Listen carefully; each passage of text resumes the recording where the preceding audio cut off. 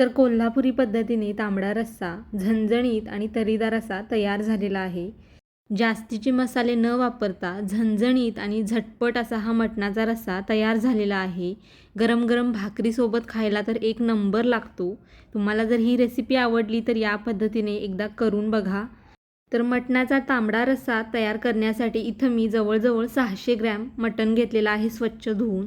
यामध्ये आता अर्धा चमचा हळद आणि चवीनुसार थोडं मीठ घालू. हळद आणि मीठ मटणामध्ये चांगलं मिक्स करून घेऊ आणि 10 मिनटं असंच हळद मिठामध्ये मटण मुरत ठेवू. वाटण तयार करण्यासाठी अर्धी वाटी किसलेलं सुकं खोबरं सोनेरी रंगावरती भाजून घेतलेलं आहे.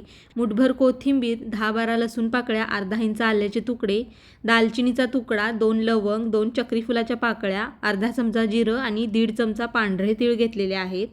हे सर्व साहित्य आता मिक्सरमध्ये काढून घेऊ आणि लागेल तसं थोडं थोडं पाणी घालून वाटण बारीक असं तयार करून घेऊ. वाटण तयार झालेलं आहे. आता मटणाचा रस्सा मी कुकरमध्ये बनवणार आहे झटपट असा. तर त्यासाठी साधारण 2 पळी तेल घेतलेलं आहे. तेल गरम झाल्यानंतर एक मीडियम आकाराचा कांदा बारीक चिरलेला घातलेला आहे. कांदा आता चांगला सोनेरी रंगावरती परतून घेऊ. कांदा चांगला मी सोनेरी रंगावरती परतून घेतलेला आहे. यामध्ये आता हळद मीठ लावलेलं मटण घालू आणि मटण चांगलं 4-5 मिनटं तेलामध्ये परतून घेऊ. मटणाला त्याचं पाणी सुटलं पाहिजे इतपत मटण चांगलं परतून घ्यायचं, म्हणजे रस्सा मस्त असा चवीला लागतो. 4 ते 5 मिनटासाठी मटण मी चांगलं परतून घेतलेलं आहे. आता यामध्ये मी 4 चमचे घरगुती कांदा लसूण मसाला घातलेला आहे किंवा कोल्हापुरी चटणी घातलेली आहे. तुमच्याकडे नसेल तर रोजच्या जेवणातलं लाल तिखट तुम्ही वापरू शकता. आता लाल तिखट चांगलं तेल सुटेपर्यंत परतून घेऊ. यामध्ये मी गरम मसाला पावडर अजिबात घालणार नाही किंवा मटण मसाला घालणार नाही, कारण वाटणामध्ये मी खडे मसाले थोडे वापरलेले आहेत आणि कोल्हापुरी चटणीमध्ये सुद्धा खडे मसाले असतात. त्यामुळे अगदी साध्या सोप्या पद्धतीने मी हा रस्सा बनवत आहे. तुम्हाला जर आवडत असेल तर थोडा मटण मसाला किंवा गरम मसाला घालू शकता. तर लाल तिखट चांगलं तेल सुटेपर्यंत परतून घेतल्यानंतर तयार केलेलं मी यामध्ये वाटण घातलेलं आहे. वाटण आता 3-4 मिनटं मटणासोबत चांगलं परतून घेऊ. वाटणसुद्धा चांगलं तेल सुटेपर्यंत परतून घ्यायचं, म्हणजे वाटणाचा कच्चा वास निघून जातो. तर वाटणसुद्धा चांगलं तेल सुटेपर्यंत परतून घेतलेलं आहे. आता यामध्ये जेवढा रस्सा हवा आहे तेवढं गरम पाणी घालू. कोल्हापुरी तांबडा रस्सा थोडा पातळच असतो, त्यामुळे मी जास्त घट्टसर असा बनवणार नाही. या पद्धतीने बघू शकताय थोडा पातळच ठेवलेला आहे.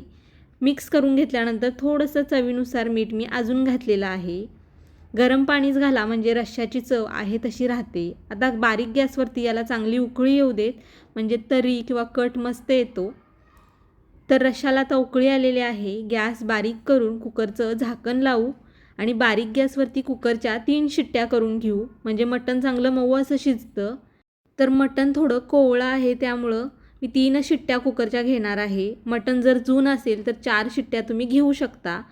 तर कुकरच्या 3 शिट्ट्या झाल्यानंतर गॅस बंद करून कुकर मी पूर्ण थंड करून घेतलेला आहे आणि तुम्ही बघू शकताय मस्त झणझणीत आणि तर्रीदार असा मटणाचा रस्सा तयार झालेला आहे. वरून आता बारीक चिरलेली कोथिंबीर घालू आणि मिक्स करून घेऊ. तर जास्त मसाले न वापरता कोल्हापुरी पद्धतीने झणझणीत असा हा तांबडा रस्सा तयार झालेला आहे. गरम गरम भाकरी भातासोबत खायला तर एक नंबर असा लागतो. पातळ असल्यामुळे प्यायलासुद्धा मस्त लागतो. तर तुम्हाला जर ही झटपट तयार होणारी कोल्हापुरी पद्धतीने मटण रश्श्याची रेसिपी आवडली असेल तर नक्की एकदा करून बघा. व्हिडिओ आवडला असेल तर लाईक करा, शेअर करा, चॅनलला सबस्क्राईब केलं नसेल तर सबस्क्राईब करा. धन्यवाद.